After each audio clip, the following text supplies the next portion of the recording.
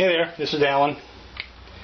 I'm going to do a little video. I know a couple of people have been asking me about how I make springs for pop-up dethermalizer, biscuits, button, damper, timers, and so I thought I'd put a little video together.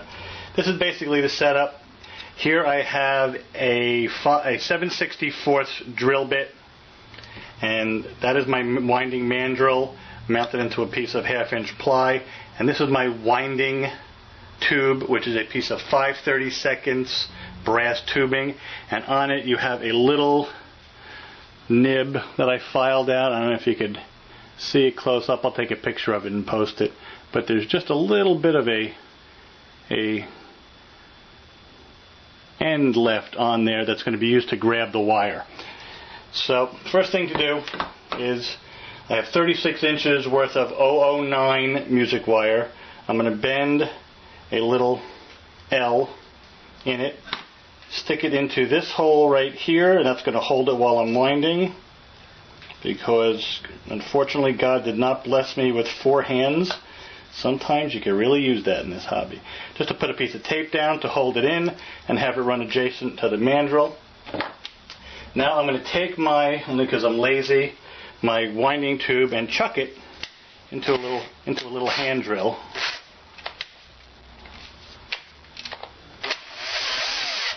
Come on now. There we go. Okay. Now I'm going to take that little nib and kind of just catch the end of the wire on it, and then start to wind. You got to kind of lift it off the base so you don't catch the permanent wire that's mounted under the tape around on the second turn.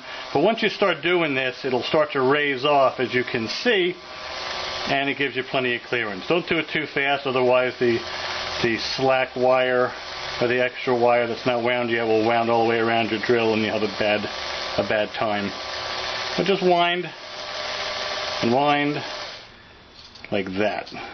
Come on, let go. There we go.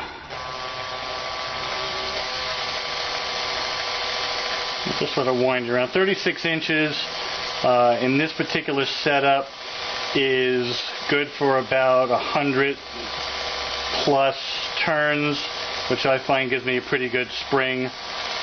You want to have quite a long moment on the spring where you can stretch it for a good 1.5 inches without the pull changing that much. That gives you the most consistent pull around your, whether you're using a silly putty timer or a biscuits button timer or whatever else you want to use for your timing mechanism. And as I get close to the end here,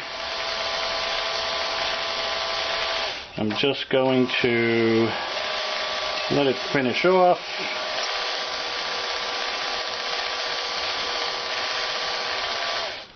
And then grab the wire so it doesn't go boing. Release the drill. Come on, let go. Let go, let go, let go, let go, let go, let go.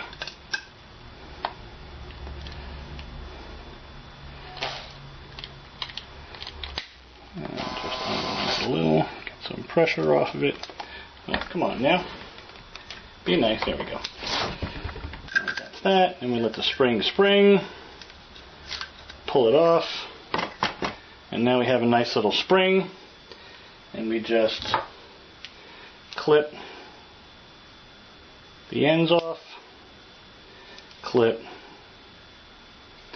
that end off, grab a couple of turns with a nice pair of needle nose pliers, just bend it up. You want to get a couple of turns so you don't lose your DT and have to retie it by unthreading. And there you go. Nice little spring. One thing that's important I forgot to mention, the reason I use this size mandrel and this size tube is there's just enough clearance inside here for the wire. This is a 0.109 inch mandrel plus the 009 wire times 2 gives me about a 127